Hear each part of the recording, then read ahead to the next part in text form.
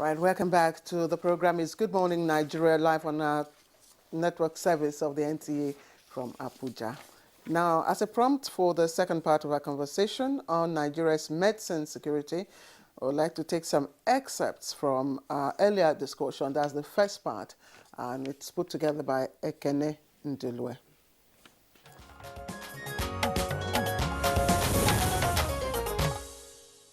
Medicine security, in a simple way for us, argues that except the people or a nation or a country exerts sufficient input on how the medicines they consume are produced, unless there is they exert sufficient input on how those medicines are produced, access to safe, access to quality, and affordable medicines will continue to be a mirage. It will continue to be rhetoric. The national issue is that people still like to use imported products for whatever reason, even when there's a capacity.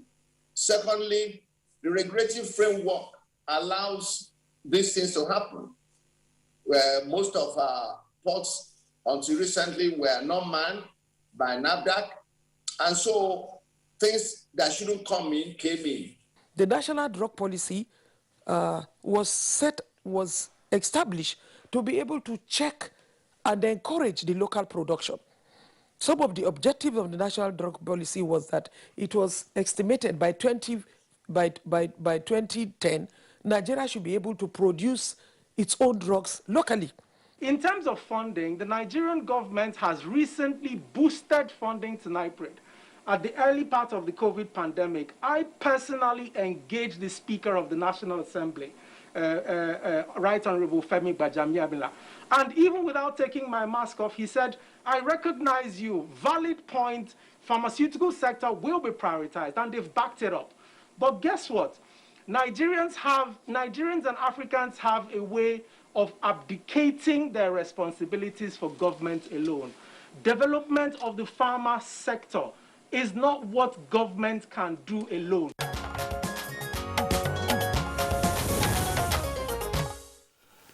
All right, now those were excerpts from the first part of our conversation on Nigeria's national medicine security. Today is part two, and we have guests with us who are in the studios, and then we also have guests who will be joining us from remote locations. First, let's welcome the Honorable Minister of Health, Dr. Osage Ihadere. So, good morning, Nigeria, once again. Honorable Minister, delighted to have you this morning. Thank you. Good morning. Also here with us in the studios is Professor Martins Elmeje. He is a member of the Pharmaceutical Society of Nigeria and immediate past national chairman, academic pharmacists in Nigeria. Good to have you with us, Professor Elmeje.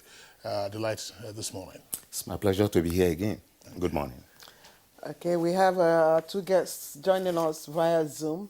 Let me first welcome Professor Mojisola Adeyeye. She's the Director General, National Agency for Food and Drug Administration and Control, NAFDAC. She joins us live via Zoom. Thank you very much, DG, for joining us. Thank you very much. It's always good to be here. Thank you. And also via Zoom, all the way from Owerri in Imo State, we are being joined by Professor Maurice Iwu. He is the President, Bioresources Development Group. Prof, thank you very much for joining us this morning. Thank you. Good morning.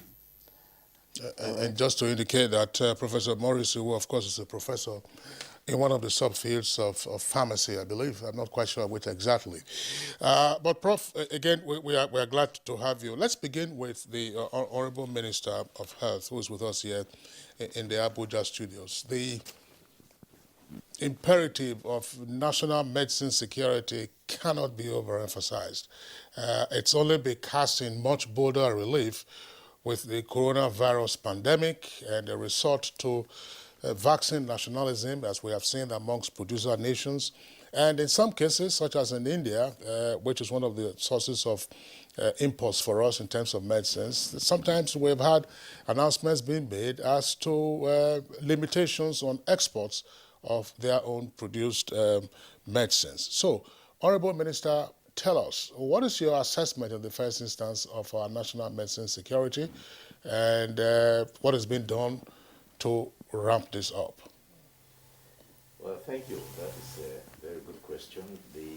What you must first look at is the starting point. Nigeria is coming from a period when we thought we could import everything. We had enough money, we didn't need to make anything, we didn't need to manufacture. We were importing everything, including food, and we didn't encourage the pharmaceutical industry either, because we thought we would just buy them and bring them in. Now the realization is clear, because first the resources to import everything are getting leaner and leaner, and the population is growing. Okay, Honorable Minister, I'm sorry to interject. Our engineers are telling us that there is an issue with your microphone, which the engineers will come in to sort out in the meantime. So if the engineers are here, they could then just come in and then sort out the microphone of the Honorable Minister of Health. Well, let's still just seek to contextualize the conversation in terms of imperative of national medicine security. Professor Morris Iwu, of course, was, as I said, a professor of pharmacy and president of Bioresources Development Group, with us via Zoom from Owerri, the capital of Imo State. Prof, give us your insight into this critical subject matter. Thank you.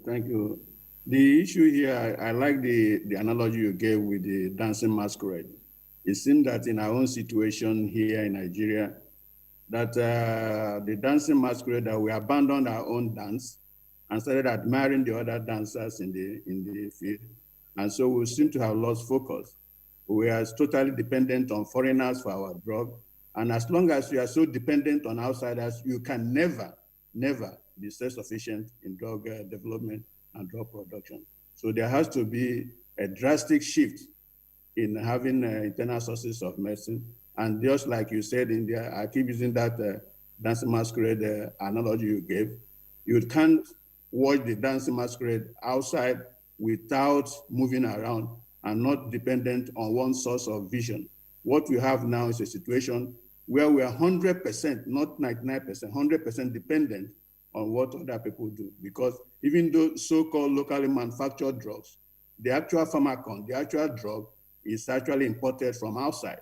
So in that sense, you're almost 100% dependent on foreign importation of drugs. All right. Thank you very much, Professor Morris. Let's also get the establishing remarks by the Director General of NAFDAC, Professor Mojisola Adeyeye. Professor Adeyeye, well, again, we're all talking about national medicine security. We know that your agency has a lot of work to do in terms of having to monitor drug imports into the country, and even sometimes, substandard drugs that are produced in country. How medically secure or how medicine secure are we in Nigeria, and what is the challenge that lies ahead? Thank you very much for inviting me. We are not medicine-wise secured at all. Just like Professor Iwu said, we are 100% dependent on foreigners to supply us what we need to make us healthy as a country. That is why we don't have security at all when it comes to medicine or access to medicines. However, if the regulatory agency is not strong, then even if we are making medicine locally, we're not going to be getting quality medicines. So to get quality medicines, the regulatory agency must be very strong. But NAFDAC is not just looking at quality. We are looking at trade also. We are looking at trade. If our medicines quality is not good, we cannot trade. Well, we can trade with other countries, but they will reject us. So NAFDAC has put in place so many systems. For example, we are just increasing our ceiling, which means a ceiling above which no importers can bring medicines into the country. We have increased that ceiling from 9 to 35 products, medicines, so that our own local manufacturers will have the drive to make medicines for us at home. However, when the only thing that the local manufacturer doesn't import is water, there's a problem. So we have to increase incentives for our local manufacturers. Nigeria is one of the worst in Africa in terms of incentives, because we have to import everything. So if the incentives like a tax rebate, rebate on packaging materials, rebate on equipment that we're using to manufacture, there will be a problem. So that is why it is important. It is a multi-sectoral approach that we have to give. Incentives is very important. NAFDAC has also done something very good, 5+5 policy, meaning if drugs are already being manufactured in the country by the bold, I will call them the bold local manufacturers, who have to provide their light, their electricity, their water. That's why I call them bold. If those drugs are being produced in Nigeria, then we should not import them. So what we have done is you've been importing for years, and at the point of renewal, at the end of your 5 years, we give you a statement. Show us how you're going to migrate into local manufacturing. These products are already in Nigeria, because we're still going to be importing medicines, but not 70% importation that we are doing now. So we said, show us how you're going to migrate. And if that company doesn't show up at the end of the 4th year in that renewal cycle, we delist the company. We would delist the company so that our local manufacturers will not be facing undue competition of cheap or cheaper imported drugs. Over. Thank you. Thank you, DG NAFDAC, for your opening comments on the status of medicine security in Nigeria. And let's return to the Honorable Minister of Health. Honorable Minister, once again, we do apologize. Technology fails when you least expect.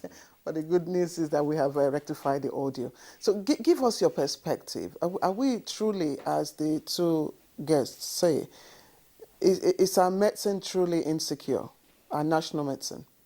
Yes, what the head of NAFDAC spoke about, and to an extent Professor Iwu, is actually a description of where we are coming from.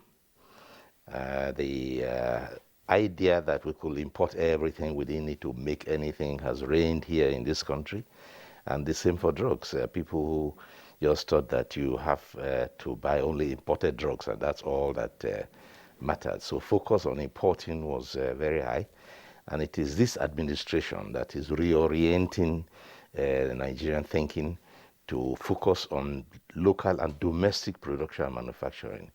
And even the tax regimens on imports was quite unfair, because I know that during the first term of this government, we saw that the prices even on packaging and labeling and all those materials used for just to contain the drugs was very high. The duty was very high, so the government brought the duty down to make it easier for manufacturing companies here. And of course, the President's executive order on local content and business processes is all to help the pharmaceutical industry. The central bank has put down some 100 billion to support pharmaceutical industries, and they have joined in trying to access that facility to help to restructure themselves. Now, you spoke about the outbreak of coronavirus. It opened our eyes to realize that, well, at the end of the day, we are on our own, and we have to be able to take care of our own needs and demands. So there are elements going on now to ensure that we improve. The good manufacturing practices are going to be more watchful. I think 4 companies now have developed the WHO Good Manufacturing Practices. They have reached that status. So we are looking forward to that. Nigeria is also working on vaccine production, reviving the old vaccine facility we used to have in Lagos, in Yaba. We are working very hard with the private sector participation to reactivate routine vaccine production and even bid for production of COVID-19 vaccines. I'm sorry to interject. Yes. With regards to the local vaccine production, at what stage are we, and for what treatment? Well, the local vaccine production ended around 1992. When we had a factory in Yaba, we used to produce vaccines for yellow fever. And smallpox and things like that. But at that time it ended. The factory was supposed to be refurbished, but again, we found it easier to import because the money was there, and so that initiative went to sleep. It was reactivated again and pushed forward by this regime, the regime of President Buhari, to industrialize. And we have this partnership we reawakened with a private company, which owns 51%, the government owns 49%. First of all, to start manufacturing routine vaccines, the routine vaccines that we give to our children at certain intervals. And they have 15% of that market now assured. Now we are looking at joining the bid for production of COVID-19 vaccines, either by technology transfer or by contract manufacturing or whatever, to also be able to take care of the African region and Nigeria in particular. What do you mean by 15% of the market assured? With regards to the well, first, the 15% of what, well, first of all, let me say that the vaccine administration is done by NPHCDA, National Primary Health Care Development Agency. And there's an agreement we have with Gavi to use certain vaccines in a routine way for children, what we call routine immunization. And that agreement was there, but in order to reactivate the agreement with that company, we took 15% of this requirement of NPHCDA to give to this company to provide. It's a good amount, and they themselves suggested that figure, and it's supposed to increase over time. So they are in the stage of preparing themselves now to manufacture that component of that quantum to serve our routine immunization. But we are challenging them again to join and see how they can extend their capacity to join in the production of COVID-19 vaccines. And we have been having meetings with support of eminent Nigerians from abroad who are backing this initiative and hoping that we can be able to put our foot in the door and join those who are manufacturing for the African region. All right, thank you very much, Dr. Obehanire. Let's bring in Professor Martin Semeje. Professor Ebeje, of course, you listened to the other guests, but say, look, there's some movement from where we were several years ago. But what is your reading of the steps that we are now taking towards recognizing that medicine security is imperative for us in this country? Thank you again for inviting me. I have not seen any difference because for us in the academia, in the research sector, whatever you say, as long as research and development is not your priority, you are just talking. And the truth is that as a nation, we are good at talking. And we have been saying all of this for so long now. So it is time, and when I hear, in fact, by now, I expect that we should not be saying that COVID-19 has taught us lesson because it dealt with us. And I believe that people who shouldn't have died because we did not have plan in place for what happened. No country expected COVID-19. there was no plan for COVID-19. But countries that were strong countries in terms of research and development had planned. They had prioritized research and development. They were already in place at some level such that if anything came, then there would be a fast and a way to get at it. That's why vaccines came out. That's why countries that did not, there are many countries that up to now have not been able to access vaccines, but they are not having high mortality because they also have local therapies that they use in their own countries and nations. And that's where R&D comes. That's where it's key. So we must, when we talk about local drug production, we can only connect it to medicine security when you undertake research and development in your country. It is not enough to pick up the manufacture of anything from any country. You come to your country, you open a company, you start making the medicine. We are already doing that. We call it secondary manufacturing. We get all our APIs and excipients. In fact, you heard what does API mean? What CNC? Sorry, CNAPC or whatever. Active pharmaceutical ingredient. Active pharmaceutical ingredient. When you hear of paracetamol tablet, for example, the paracetamol is the active pharmaceutical ingredient. But that's not the only thing that makes that tablet. There are other things we add to it because nobody can consume paracetamol. We add other things. We call them excipients. Example is starch, cellulose. We put them for it to get to the form that you can now consume as a human being or animal. All of these are imported exactly the way NAFDAC DG said it. Which means if somebody decides to send us any of those things in the name of what we say they are, and they are not, and the person is targeting that they want to obliterate Nigeria from the surface of the earth, it's very easy. That's why we shout on medicine is a national security issue. And it is when you do your own research and develop your own product, your own natural resources, which we have in abundance. That is when you can be talking of medicine security. We should be discussing on what is our degree of medicine insecurity, not security. So what is the degree of the insecurity in your view? When you have already heard from Professor Ewu and DG NAFDAC, and I'm corroborating that we are insecure when it comes to medicine, then our degree of medicine insecurity is 100%.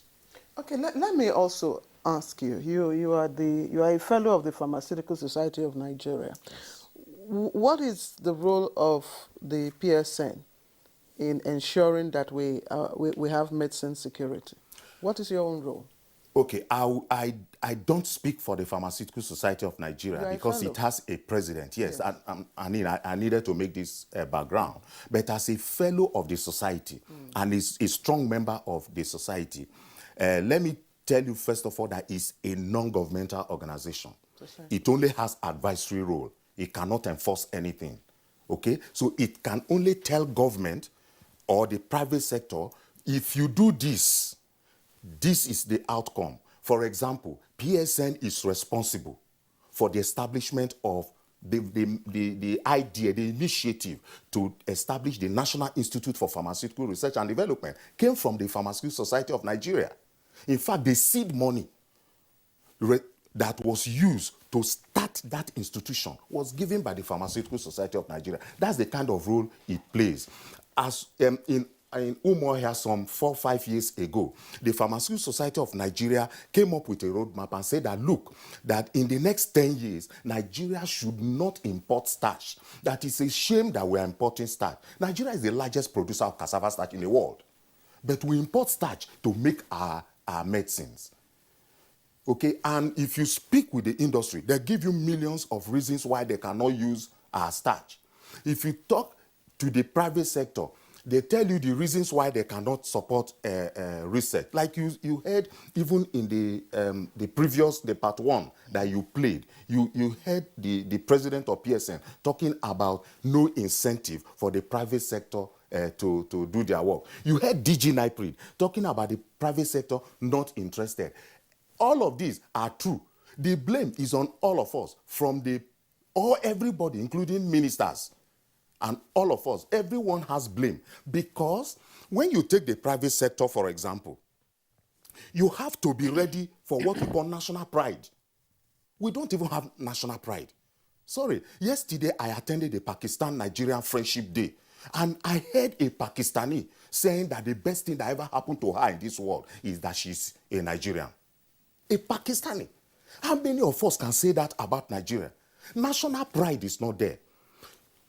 If you look at these companies that manufacture many of these drugs in their countries, they are even ready to manufacture those drugs for their country at loss. Are we ready to do that? There's no pharmaceutical company in Nigeria that has a sound R&D unit. Because everybody is an importer, buying and selling. And for goodness sake, you don't need to go to school to do buying and selling. But just like as a... You have first to be an apprentice anyway, and that's going to school. Okay. All right. If you use it to justify all that is happening to us, you can go ahead and be justifying it. But I'm not playing. No, Prof. I'm not kidding either. But the points you've made are noted. Let's pause you in the meantime. We will return. There are a number of critical issues you have raised. I want to bring in Professor Morris one more time. Professor Morris, well, I mean, there's a clear recognition that medicine security is part of national security. In the 80s and even early 90s, when Professor Olukoya Ransome-Kuti was Minister of Health and General Ibrahim Babangida was military president, there was something called the essential drug list that was released at the time. I mean, in the media, there was a lot of advocacy with regard to the essential drug list. Now, do we still have an essential drug list? And if we do, what does it mean in relation to our medicine security? Thank you very much. I think the DG NAFDAC will be in a better position to talk about the essential drug list and the Honorable Minister. But the fact still remains, just like Professor Emeje just said, that unless you manufacture your own, you can never be self-sufficient in drug production and then the availability of drugs. But there's one other issue that then plays. What we are dealing here with is evidence-based medicine.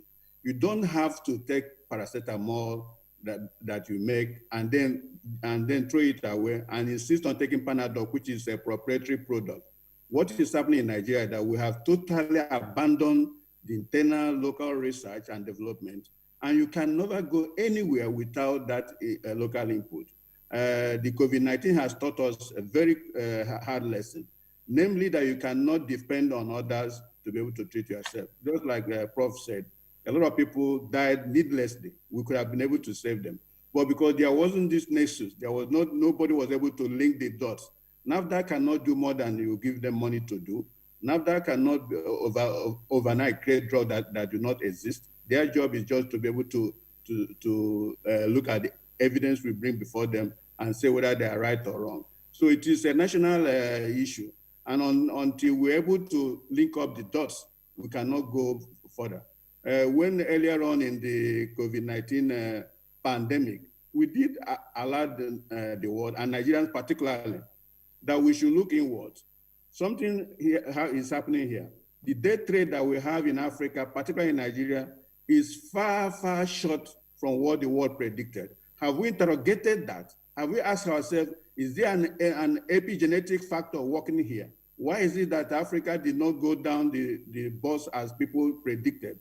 Why is it that we seem to be doing better even with our low infrastructure? Why is it that our drugs seem to be working? We have more evidence than the vaccine that have been pushed down our throat right now. We have more evidence in our own locally developed products, but nobody gave us that kind of mileage because it is, as was mentioned earlier, it's more of a conceptual issue here that we don't seem to have confidence in ourselves. Since 1992 that we had a vaccine production program. How far has it gone? It has gone nowhere at all because we seem to be comfortable leaning on others. And in times like this, they will just withdraw their services and we are left on our own. Just like Prof said, how about if what they are sending to us is wrong? How about if it is some delayed action drug? How about if it's something that will kill us in 3 years? What is the evidence? We don't have the evidence. We just took them hook and sinker because the way says so, we have to take those vaccines. And that's not the way it is done. Even if those vaccines are based on the most rigorous science, we have to interrogate it in our own backyard. We have to pay our own scientists to look into them and say, yes, they're okay. Take a place like NAFDAC. One single area, they will need to have multiple scientists working with them. Do we have the funding in NAFDAC to be able, for them to be able to do their work? The answer is no. I'm not an insider, but from what I know about other agencies, if you take an issue like vaccine, for example, there are multiple scientists who are going to look into that particular terrain. Even when they don't have the inside competence, they normally contract these things out to some people outside. Have we given them funding for that? The answer is no. NIPRID, that is also there. Have we funded them enough for NIPRID to be able to interrogate the area they're supposed to interrogate? The answer is no. Almost all sectors, we just wake up and believe that miracles will happen. This is 21st century. Those things don't happen like that. The people work policies and then interrogate those policies. Once the policies are okay, then they start implementing them. But we are not. Luckily for us, as I said, I believe it is some epigenetic factor that has made us sustain us so far. If not, we could have all been dead because the program we have, the policies we have, couldn't have sustained us at all. Thank you.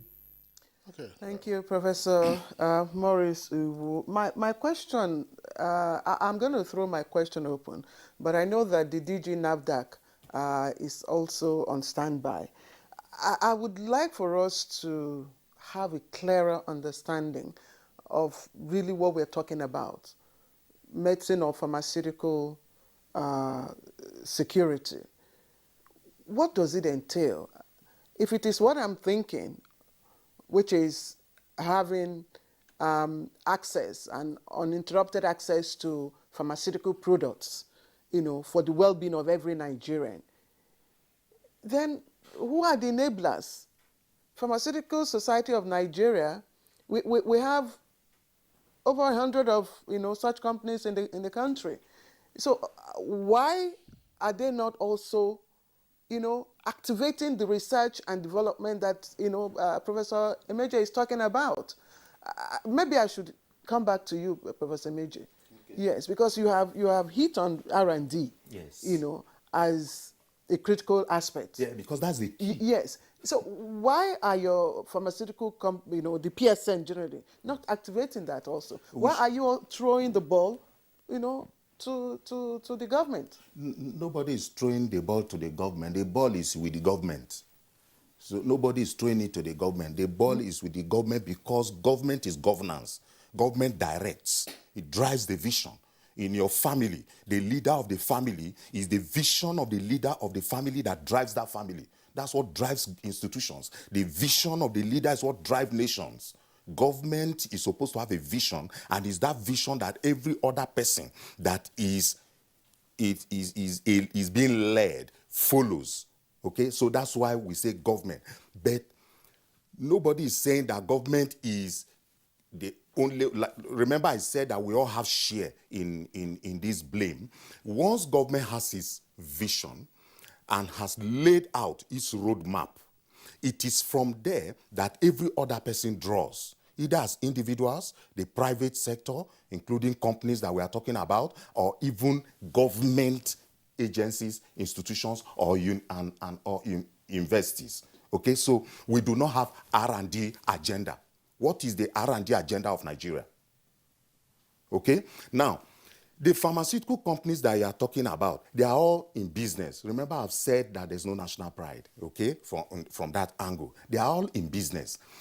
So they will not, they are not trying to love you more than they love themselves because they are doing business, okay? But if there is a roadmap that they must follow, if there are models, if there are things that are put in place to be enforced, then they will. I'll give you an example. But we do Every pharmaceutical company. Sorry. We do have a roadmap. There is a 2005 drug policy, isn't it? Isn't that a roadmap? Research and development roadmap. Okay. Okay, so if I'm going back to my thought, exactly the question you asked me on the role of pharmaceutical companies in R&D. The private sector, and including pharmaceutical industries, are supposed to play very key role in R&D. Exactly. And they support they have to support government. Okay, if you look at the vaccines we are talking about, the investees did the research and they were supported by the private company. And in the intellectual property sharing and all of that, they deal with it. Okay, so, but the private sector in Nigeria, the pharmaceutical companies in Nigeria will tell you that the government policy on import and export is in favor of import of finished products. As the national chairman of academic pharmacists, I and my team engaged the pharmaceutical industry because we gave ourselves 9 months to get a product of an indigenous product to the marketplace, and an owner of a big pharmaceutical industry in Nigeria told us, and he gave us a practical example. He said that a 100 ml bottle of ampicillin cloxacillin granules ready for reconstitution that is finished and is on the shelf in Nigeria as of 4 or 5 years ago was 180 naira. The patient or the customer, with 180 naira, we buy it. But he attempted to make it in Lagos. And by the time one bottle was ready on his shelf in Lagos, it has not gone to the pharmacy yet, which means the pharmacist, the community pharmacists have not put their markup. What he has spent industry cost was 450 naira. So he asked us, he said, okay, you are coming from the academia. You want us to do research. You want us to do local drug production. If you were the one, he asked us, he said, Prof, if you were the one that is the owner of this company, will you continue to manufacture like this when government, because of the tariff on this finished product, the one that is coming into Nigeria is cheaper? Okay, well, fine. You've mentioned one issue now, which has to do with tariff. I believe perhaps you have a cluster of factors that account for this cost. And therefore, as economists we say, once you have economies of scale, you can then begin to have a lower cost of production. I don't know what factors there are. Professor Major, again, I just want to pause you in the meantime. We know that you have a number of points to make. I want to return to the Honorable Minister of Health. I asked Professor Morris Iwu that question, and then he said that either your good self or the DG NAFDAC would be in a position to speak to this. I was talking about the essential drug list. Under Professor Olukoya Ransome-Kuti as Minister of Health and General Babangida as military president, we heard a lot about the essential drug list. What is the nexus between the essential drug list and pharmaceutical security? And do we have an essential drug list now? Or what is it that drives our move towards enhancing Nigeria's national pharmaceutical security? Well, the essential drug list is constantly being reviewed, constantly. And I think it was reviewed not very long ago. But it's a different package. The question of drug security is, and I'm pleased you said that Professor Major said that the private sector supports the government. It's the other way around.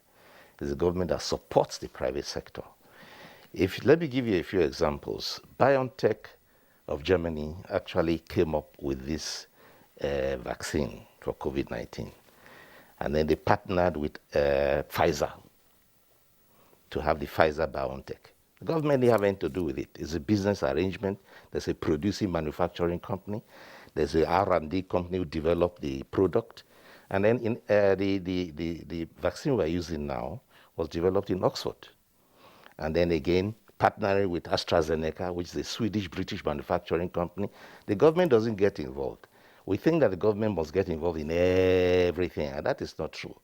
But to create the enabling environment for business to thrive and ease of doing business. This government has worked on ease of doing business more than any other government so far to make it possible. If you identify a bottleneck somewhere, bring it up, it will be looked at, and then there are many executive orders that have been issued, including local content. All of it is to encourage business here.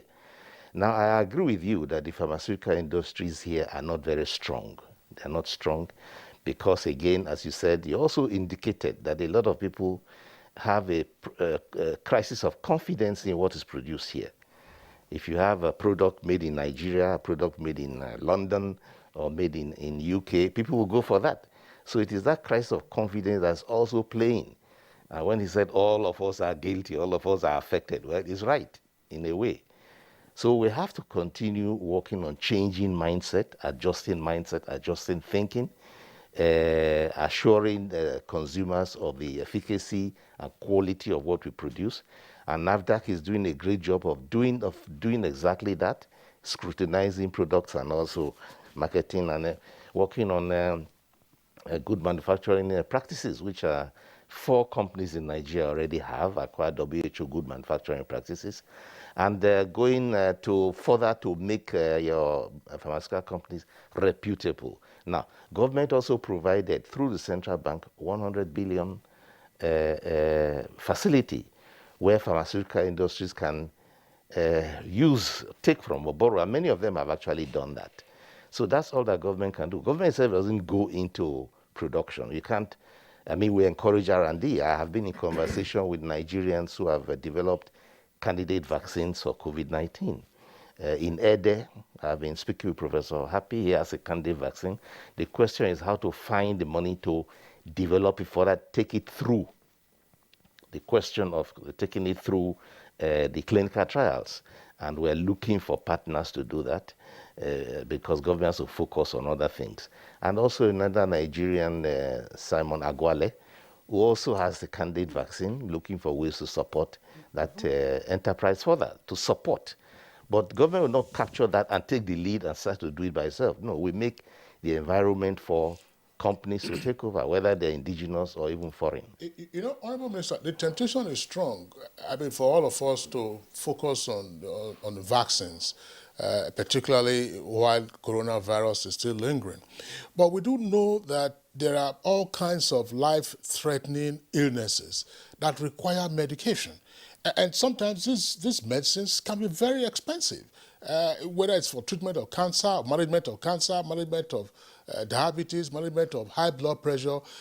And the question then arises, because when you go to some of the pharmaceutical shops, you are told to say, look, this one is generic, this one is from the original manufacturer, and so on and so forth. You go there today, the price is X naira, you are back there next week, the price is already X raised to power 2, and so on and so forth. I believe that these are some of the issues that Claire was asking about, to say, look, when you look at the totality of these things, then you get the impression that our pharmaceutical security remains in peril.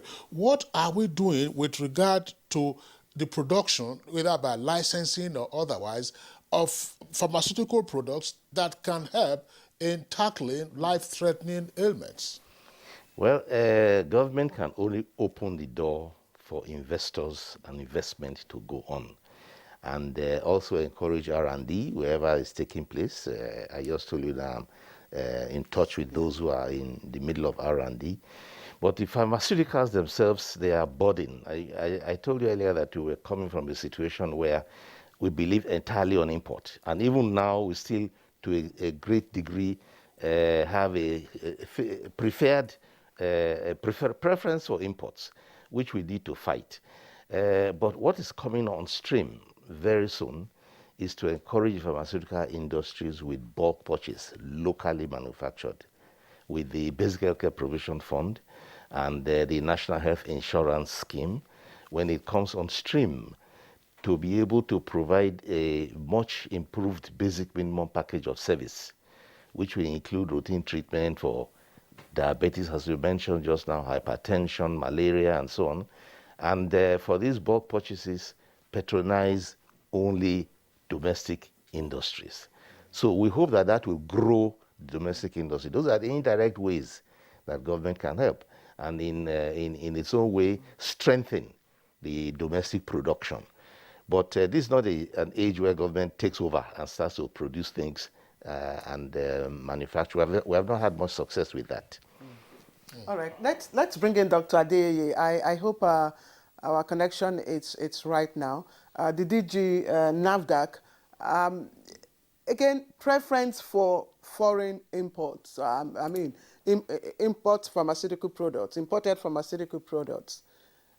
All right, I'm told, okay, she's back, all right. So, DG NAFDAC, I'd like for us to talk more on the preference for imported pharmaceutical products. The minister just referenced it a while ago when he was speaking. And I'm wondering why we will have, for instance, Panadol, you know, produced by EMZO, and we all know EMZO is, you know, a Nigerian pharmaceutical company. And then you have so many imported competing, you know, products similar to what EMZO is doing in the market. They have been advertised on radio, on television, everywhere. Why do we have that? Oh, that is a $1 million question. And it is to our shame as a country. And all of us have a part to play in taking this blame.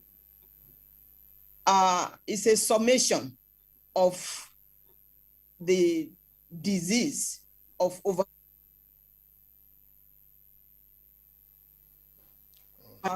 We are using Panadol and a local manufacturer as an example. That local manufacturer has to import everything to make that Panadol, including the plastic that is blister pack that is going to, you know, contain the tablets. Imported products are mainly from China and India. About 70% are from China and India.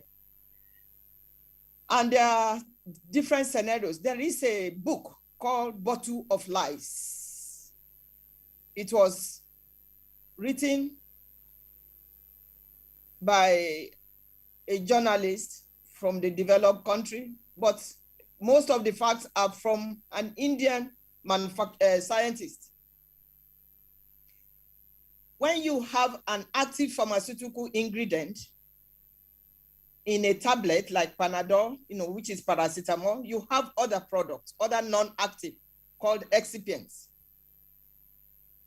Our people will go to India and say, okay, I want to buy, they will offer our manufacturer, a typical manufacturer, or importer, I'm going to give you different grades of the active pharmaceutical ingredient. One is $3 per kilo.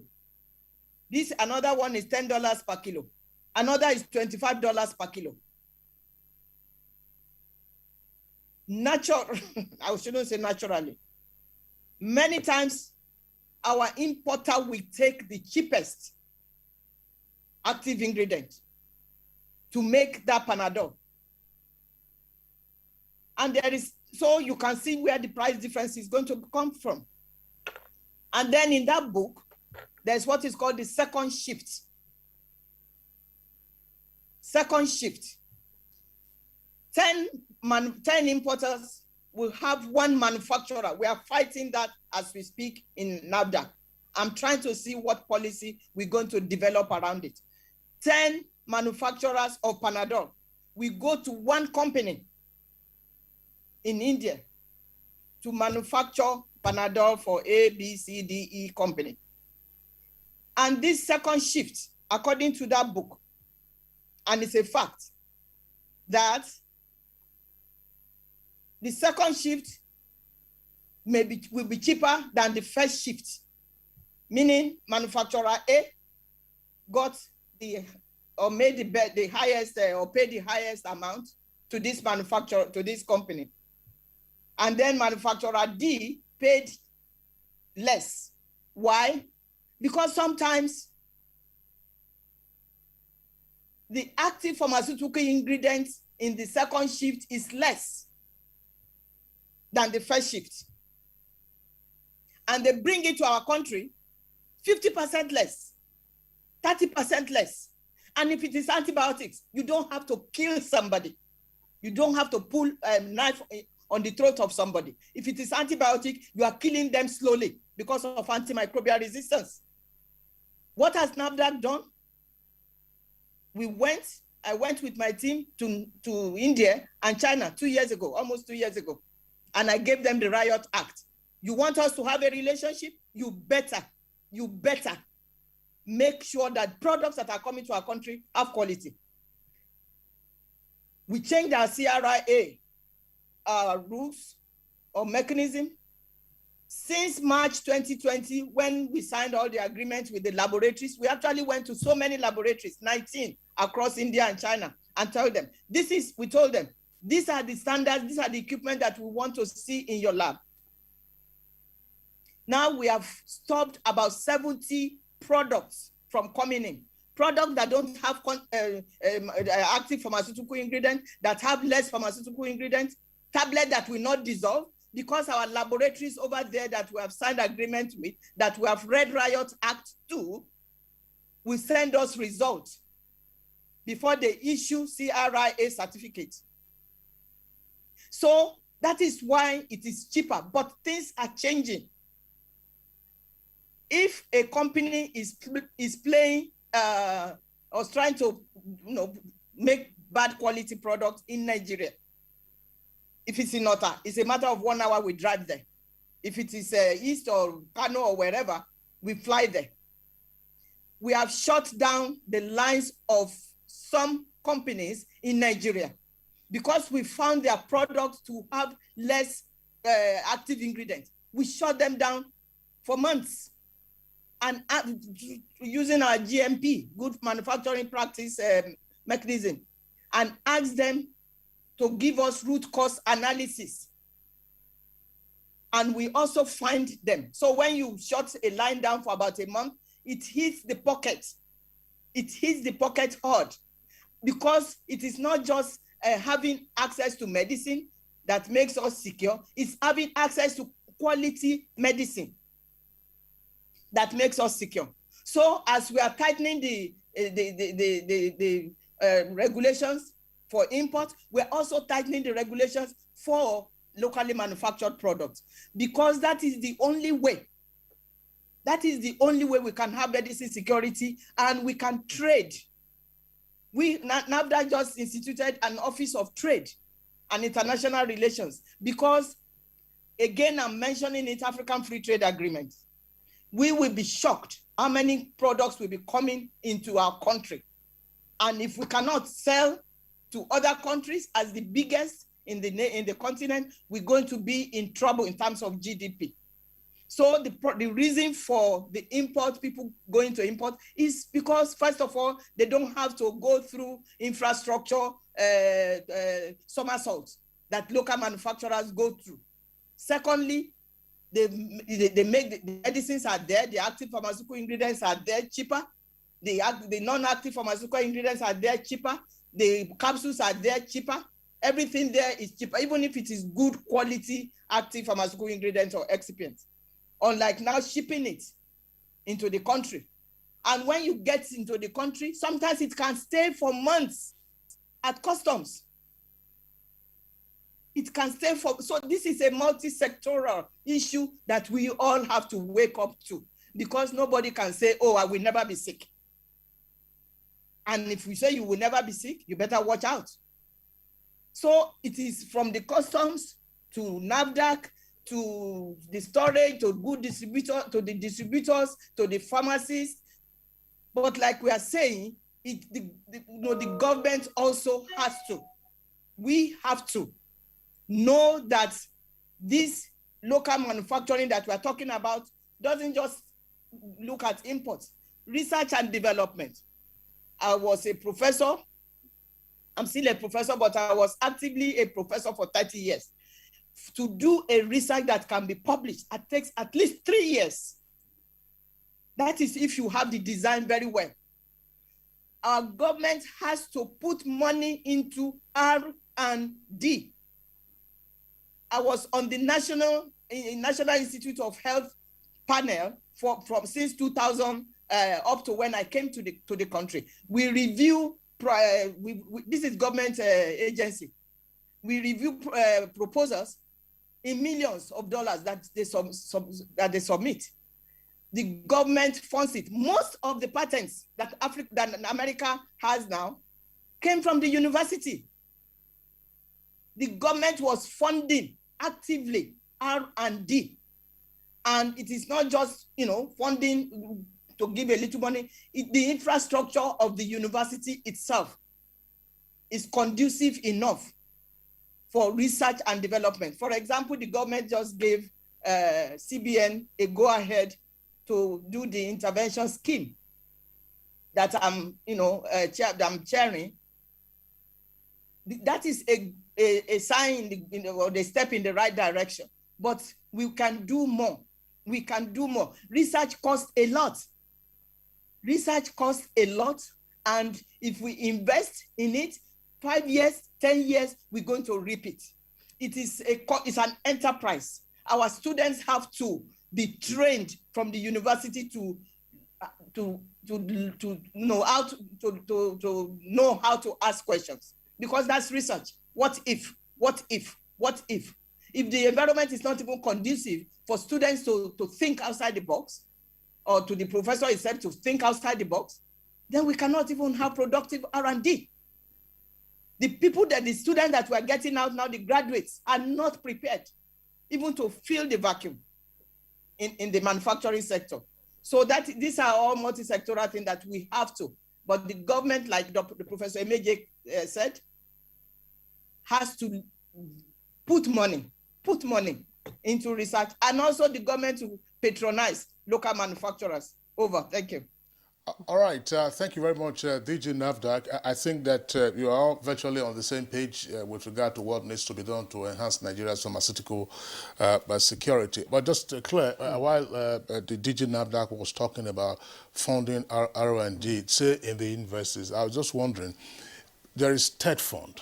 And the purpose of TED Fund, of course, is to fund tertiary education. Mostly what we hear about are physical structures. They are built new lecture theaters and so on and so forth. They've also been engaged, of course, in the sponsorship of some academics, either to conferences or otherwise. But it may very well be, because TED Fund, I believe, has quite a huge reserve. 2% of companies' tax goes to TED Fund. To say, look, okay, can we then devote a certain percentage of that 2% to pharmaceutical research, considering the necessity of pharmaceutical security? All right, so these are issues that we'll continue to take a look at. We'll go on a short break now. When we return, we'll get back to our guests. All right, you're welcome back to Good Morning Nigeria. Just to remind you that you can also be part of our conversation by using our Facebook address at GMN, NTA GMN. Now, let me take my question to Professor Maurice Iwu, who is joining us via Zoom from Owerri. Prof, the point has been made by almost everybody of the need for a strong R&D. And just a while ago, Kingsley also muted the idea of, some percentage that could be devoted from the budgetary line of TED Fund and devoted for pharmaceutical research. But be that as it may, you are a professor and you have, come out with some locally researched brands, and you have been pushing for mainstreaming your brand for acceptance. Can you share with us some of the issues that have been limiting, your brand from entering or from being accepted or integrated into orthodox medicine? Thank you very much. First of all, let me correct one impression that the Honorable Minister seemed to have gotten, namely that government in a third world country has to take oversight center stage almost 90% of the funding of research and development. Then when you move from developing to development, that is when what he's talking about in terms of Pfizer then takes place. You can also understand that when it comes to Oxford AstraZeneca, Oxford is a university because it is Britain. They are not really the stage of the US. So they have to have a binary fusion between the two. But instead of the lamentation, I think something positive is happening based on our own experience. When we started with the COVID-19 therapy, we approached NAFDAC. It took time for NAFDAC to be able to respond. But as soon as NAFDAC listed the product for clinical trials, a whole lot of things started happening. The DG of Raw Materials Council gave out some farmers some help to be able to supply us with the raw material that we needed. Immediately that happened, some farmers, 118 farmers, formed themselves into a platform of growing those crops. You could see how it is flowing back into the economy. The issue here is that if given the support, the government have to play a central role.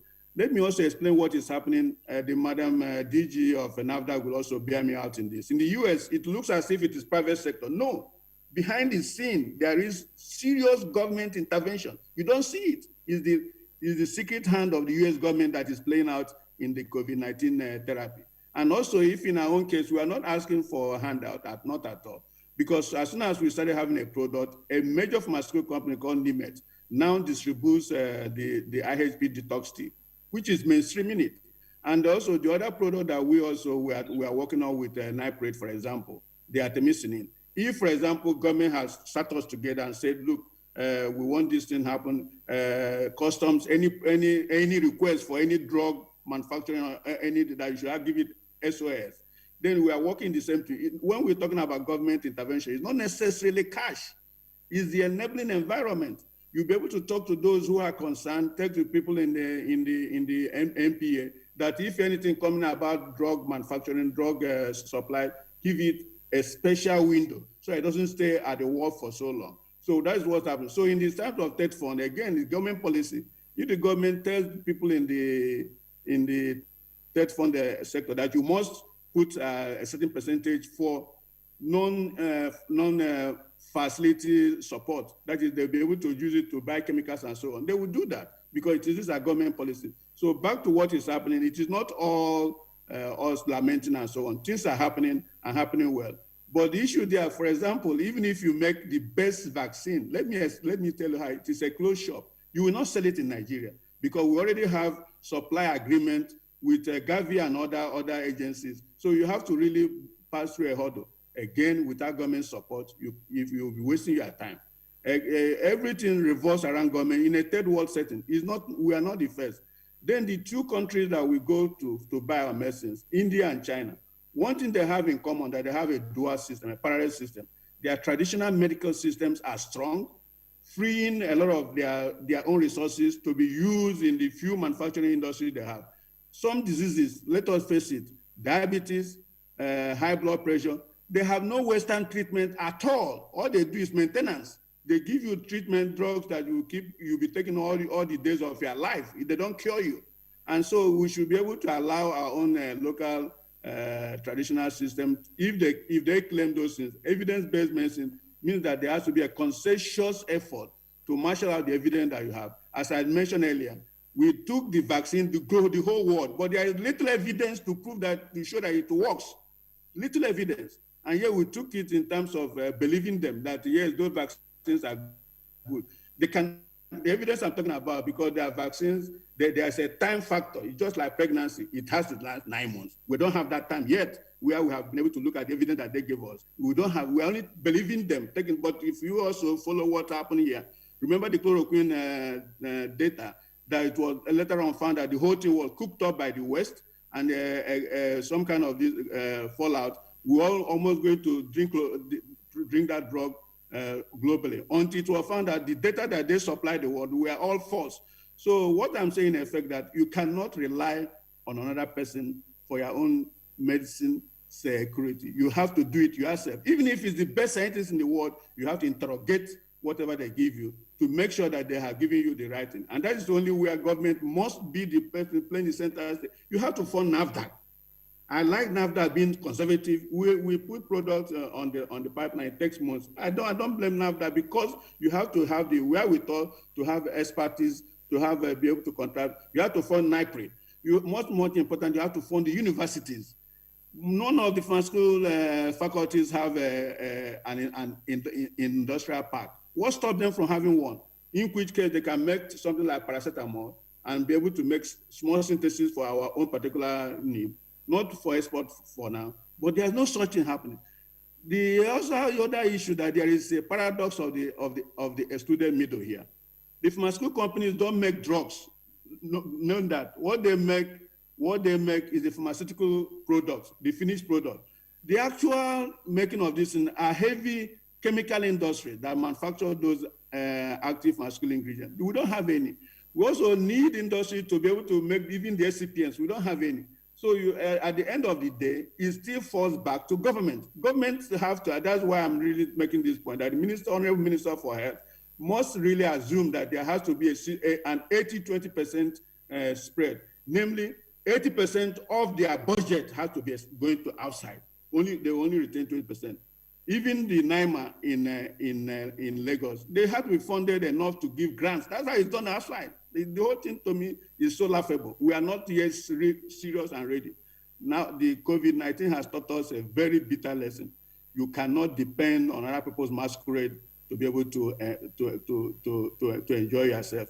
If you want to be able to entertain the same masquerade issue you have, you don't look at it from one side, but you have to also have your own masquerade. And in this particular case, we have totally dismantled our own masquerade, and they are dying, and we're not doing anything about them. Thank you.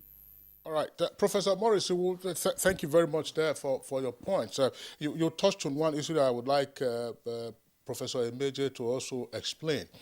You see, there's been copious reference to active pharmaceutical ingredients. Now, who produces the active pharmaceutical ingredients? Earlier you talked about industrial starch, which is from cassava. We also hear that yam can be a source of a number of pharmaceutical derivatives. Although at some point it was suggested that we should be exporting yams rather than getting the value from that yam. Who should lead?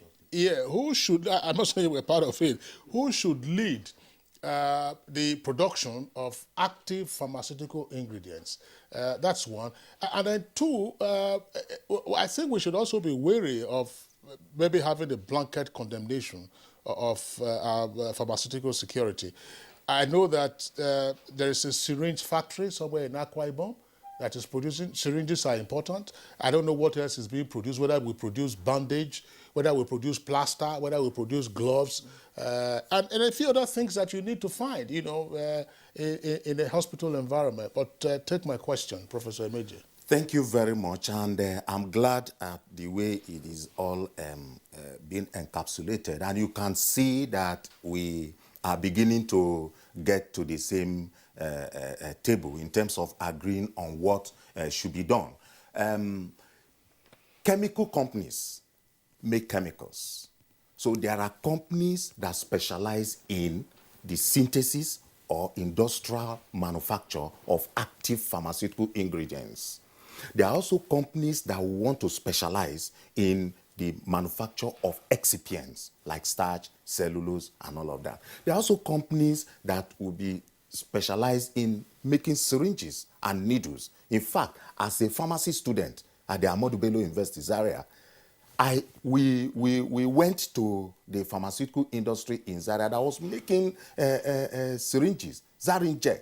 In fact, it was one of the best syringe and needle making company in Nigeria for the entire West Africa. The current chairman of the Pharmacists Council of Nigeria, Professor A.T. Mora, was the managing director of that company when we were students in Zaria. Today, they don't make any syringe. So that's what are they doing now? So I don't know. Pure water or something? I don't know what they are making now, Kingsley. But you see, so when we say government, these are all the reasons why we say government. I believe that the Honorable Minister will agree now that they produce the vision, and everybody is supposed to key onto that. So he's going to start to speak to all the people that are sitting there, saying that government is supposed to provide the necessary leadership for us to support. Because as long as we don't get those little things together, we will all be moving in different directions. Because if our minister, that we believe that our minister, we are to support the vision, the roadmap that is being led. If he says, no, you are supposed to do something, then we support you. Then we will be moving in different directions. When we agree that, okay, you provide, we support, or you, no, it's you that should provide, we will support, we will agree. Then, we will, as a nation, we will, all of us will move in one direction because we are a family. Okay. And so if we go back to those companies, a pharmaceutical company can decide to specialize. It's based on your expertise and your own infrastructure. You can decide that, okay, I'm going to be involved only in making of secondary active ingredients. You see, because active ingredients are also of different grades. There are those ones that are chemicals that are not used for consumption, that we call are chemicals, and they go to the laboratories where we use for research. Then when you are now going to the one that will be consumed by man or animals, you don't use the same grade. The purity level is not the same. So yes, we have to stop. We have to stop because we are going to do deep into the chemical aspect of the whole. No, Claire is very important because the more he spoke, the more I just asked myself.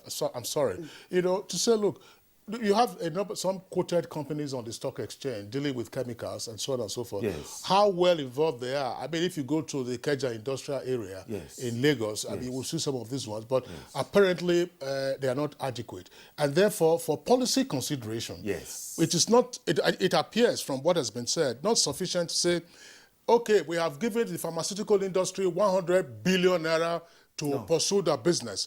Now, the supporting industry, such as the chemical industry, those who may produce, who are probably enabled to produce active pharmaceutical ingredients, ought also to be brought along. Yes, that's the point. Yes, that's the that's the point, and that's why, for example, there is starch for food. But not pharmaceutical grade, because the simple step that is responsible to make it to the pharmaceutical grade, the industry will tell you the cost implication. And vis-a-vis the policy of government on importation gets that cheaper than the one they are making. So government must say, look, we can do this, leave your own. We want to do our own. So it must not just be starch and banga alone. Yes. With dry fish. Yes. We are running out of time. Let's bring in the Honorable Minister for his closing remarks, and that will be on what you think should be the immediate enablers to offset, our dependence on pharmaceutical, products, and then a little bit more on the 100, the CBN's intervention fund that you have talked about. Yes, well, it's there, and that's why if you have a free market system, you have entrepreneurs. Somebody will come up and say, we want to work on, and I've seen one or two people come to say we want to work on production of active pharmaceutical ingredients. And then all you have to do is back that person. So because government has a huge array of things to look after, huge. Pharmaceutical, in fact, the medical side, health side, just one. Very important, the most important, but is one of a large number of things that they have to look into. So we need the active participation, the active encouragement of those who are in that area, either in the commercial area, in R&D area, in the industrial scientific area. You have 30 all seconds. of them have to come up. 30 seconds. Yes, all of them have to come up with the support to say, this is what we want, and we back it. As we are backing now those who are looking for clinical trials for the vaccines that they have produced. All right. Okay, sorry. Honorable Minister, thank you very much. I'm going to try and get some starch and banga this weekend. I don't know where to get it in Abuja, but I think the Magic can supply that. Maybe Professor Magic can supply that. I'm sure you see the smile on Kingsley's face when he talks about food. In fact, All right, let me appreciate the Honorable Minister for Health, Dr. Osage Ehanire. Thank you very much, sir, for joining us. Professor Martins Emeje, Fellow of the Pharmaceutical Society of Nigeria and immediate past Chairman of the Academic Pharmacists in Nigeria. Thank you. Let me also appreciate Professor Maurice Iwu, Presidential Bioresources Development Group. Thank you very much, joining us via Zoom from Owerri. And DG NAFDAC, Professor Mojisola Adeyeye. We appreciate both of you for joining us for this conversation. And Kingsley, your all right, closing so remarks. that's it on Good Morning Nigeria for today and indeed for the week. We are back on Monday, same time, 7 in the morning. Until then, do enjoy yourself. As I've promised, I'm going to try and look for a joint to get banga and starch. Well, for me, I'm Kingsley Osadola. For me, I'll go and do for Amala and Begiri. I am Claire Adilabu Abdulrazak. You have a great day, and don't also forget to join in our fight against rape and rapists. From all of us here, bye-bye.